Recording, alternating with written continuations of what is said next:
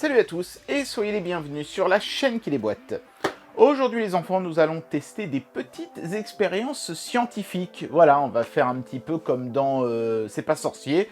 J'ai ici 4, alors je devais en avoir 3, mais il y en a un en fait qui est jamais arrivé à cause d'un problème apparemment avec la douane, on va en reparler.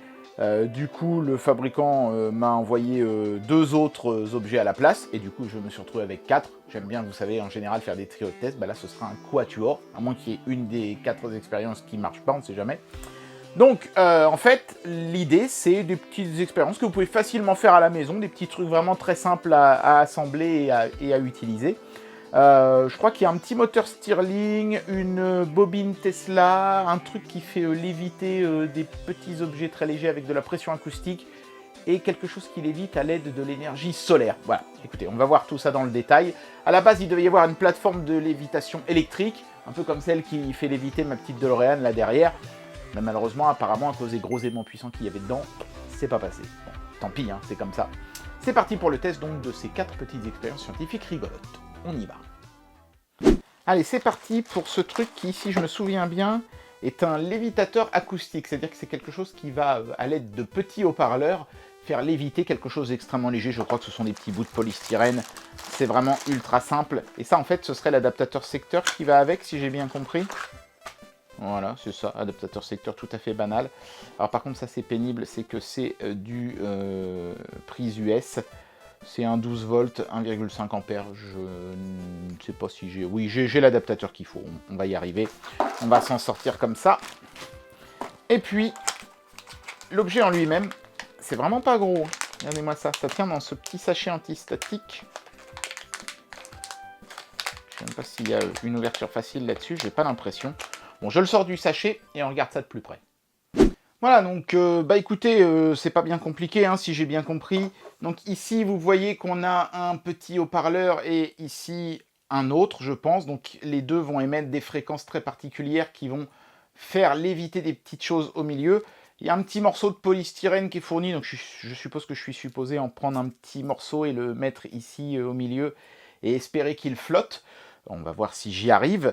Ça se branche ici, au secteur. Donc on peut déjà commencer par faire ça. Je vais peut-être attendre le dernier moment pour le brancher. Et donc ça, j'imagine que c'est la petite spatule sur laquelle je pose mon polystyrène. Je trouve la bonne hauteur, comme ça.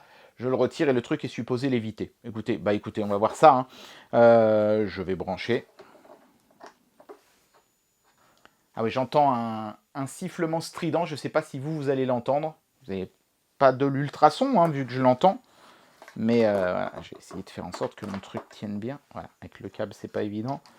Et donc ensuite, je suis supposé prendre des petits bouts de polystyrène comme ça, les mettre ici et les faire léviter. Ouais, j'ai vu un peu gros là, je pense.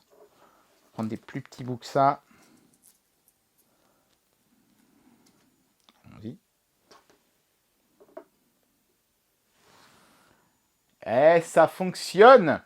Bon là ça c'est tombé donc c'est encore un tout petit peu gros. Je vais trouver le bon réglage et puis je vous ferai un petit zoom sur la portion intéressante.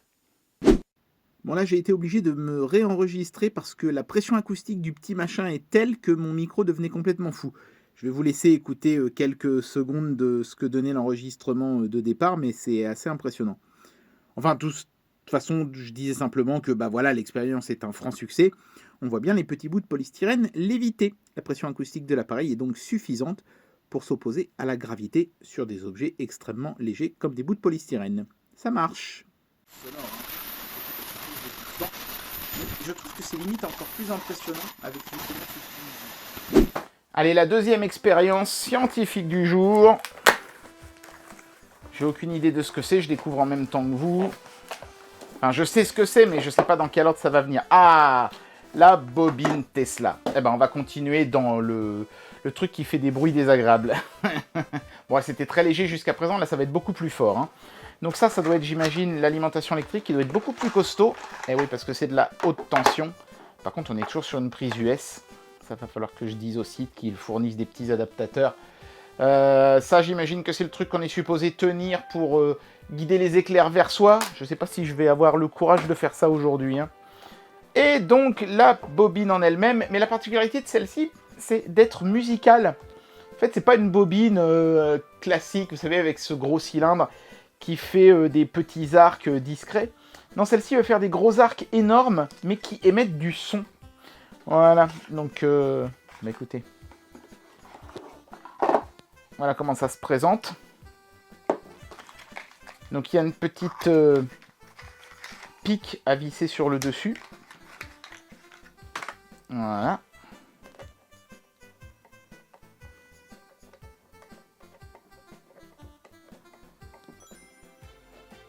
Hop. Et donc, ça, ce sont des petites ampoules. Quand, en fait, vous allez les approcher du champ électrique, elles vont s'allumer. Voilà. Et puis, bah écoutez, c'est suffisamment self-explanatory, je pense. Hein. Il y a une petite notice cette fois-ci, il n'y en avait pas dans la précédente expérience. Chose intéressante, ici, il y a un QR code à scanner qui permet de chercher des petites musiques qui passent bien avec ce genre de truc. Parce que si vous essayez de balancer un MP3, ça risque de vous sortir de la bouillie. Hein. Le mieux, c'est d'avoir des ondes vraiment très simples, vous savez, carrées, genre des musiques 8 bits, ultra simplifiées. Donc c'est ce que je vais faire, hein. Je vais utiliser leur QR code. Bah écoutez, il n'y a plus qu'à brancher et à faire l'essai. On y va.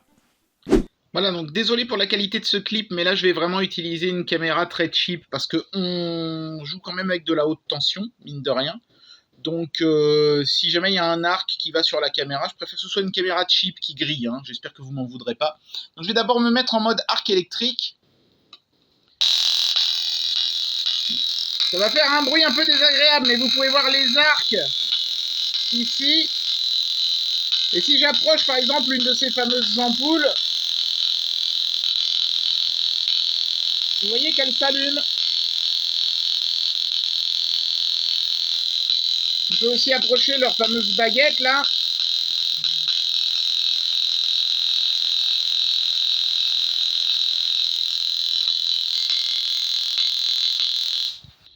Donc ça, voilà, j'ai envie de dire que c'est un petit peu l'utilisation basique, entre guillemets, hein, d'une bobine Tesla. Mais cette bobine peut émettre à certaines fréquences, tel un haut-parleur, et donc faire de la musique. On va faire une démonstration de ça tout de suite aussi. Et c'est parti.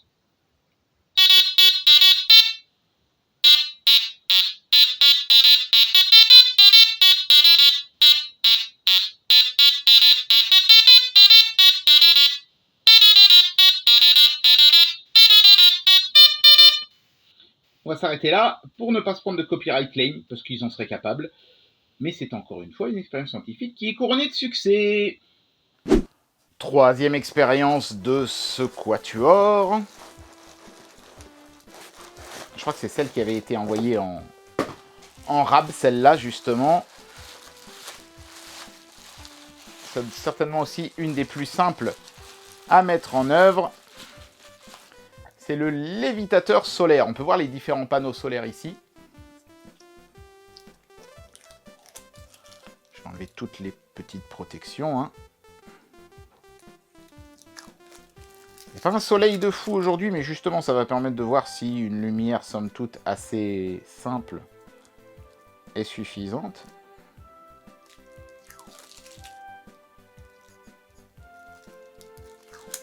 Voilà.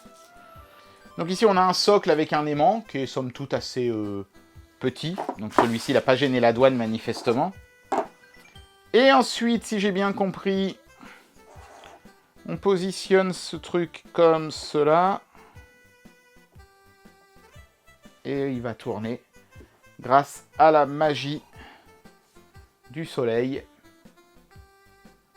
Pour le moment, il ne se passe pas grand-chose. Il faudrait peut-être que je braque une lumière dessus. Bon, pour le moment, c'est pas flagrant, hein. Il fait des allers-retours, manifestement, ça passe pas. On va mettre de la lumière, beaucoup de lumière.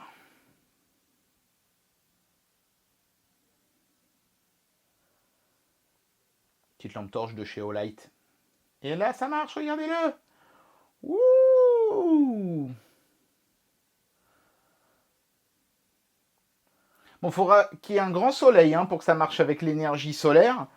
Mais néanmoins, encore une fois, c'est une expérience qui fonctionne. Et allez, il nous reste l'expérience bonus, j'ai envie de dire, que je vous montre en dernier, parce que c'est quelque chose que vous connaissez, vous l'avez déjà vu plusieurs fois sur la chaîne. C'est un petit moteur Stirling, vous voyez, il y a les instructions de montage parce qu'il faut le monter soi-même. C'est peut-être ça qui est intéressant finalement. Jusqu'à présent, tous ceux que je vous avais montrés étaient déjà livrés montés, donc ça vous permettra un petit peu d'apprendre les tenants et les aboutissants. Donc ici, vous voyez le petit réservoir avec la mèche. Et puis tout le reste est emballé dans du papier bulle. Hop. Je crois qu'il y a encore un truc, oui, c'est le socle, je pense, qui est emballé dans du sopalin, c'est bizarre. Regardez ça. Waouh, on dirait que je viens de trouver un lingot d'or. C'est magnifique. Il y a un petit aimant qui traîne aussi. Je pense qu'il sera utile pour le montage, celui-là. Ok, et bah écoutez, grâce à la magie du montage, je vais monter tout ça. Bon, vous pouvez voir les différents éléments qui sont en laiton, j'ai l'impression. Donc c'est plutôt joli, hein. Regardez-moi ça. C'est très beau. J'ai l'impression que c'est chromé doré. C'est super joli. Il y a des petites courroies et tout. Ouais, c'est beau. Hein. C'est super chouette. Bon, je vais monter tout ça parce que bon... Voilà. C'est quelque chose d'assez classique, je pense. Hein. Il n'y a pas une masse d'éléments colossale non plus. Donc là, on voit le tube de verre qui, j'imagine, sert pour la compression des gaz. Allez, j'assemble tout ça. Et on fait un petit test rapide. Allez, je vais mettre le feu. J'ai mis de l'alcool à brûler, hein, je ne me suis pas pris la tête. Alors, on devrait assister à deux choses, hein, une fois que le moteur aura suffisamment chauffé et que j'aurai mis la petite impulsion qui va le faire tourner. Un, bah, le moteur devrait tourner tout seul comme un grand. Et deux, la petite LED ici devrait s'allumer, mais bon, comme on est en plein jour et qu'il y a pas mal de luminosité ambiante, je ne sais pas si ça va fonctionner. Ça fait un moment que ça chauffe, est-ce que c'est suffisant ? Oui! Et on voit la petite LED qui s'allume. C'est vraiment impressionnant ces petits moteurs. Hein. À chaque fois que j'en mets un en marche, je suis épaté de la même façon. Et vous voyez, si j'enlève le combustible...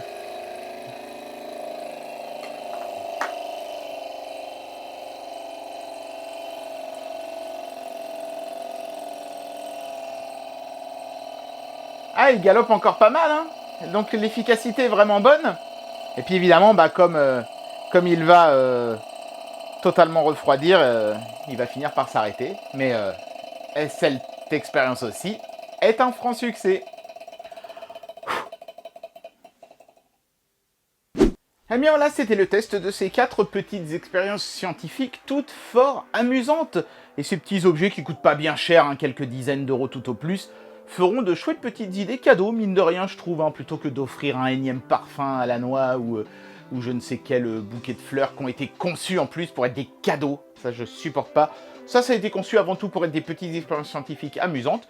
Mais si vous connaissez quelqu'un dans votre entourage qui, bah, justement, a la fibre scientifique, eh ben je pense que ce sera un cadeau nettement plus original que du Sambon qui risque de pas lui plaire. En tout cas, j'espère que cette vidéo vous aura plu, et moi je vous dis à très bientôt pour un prochain test. Allez, tchuss!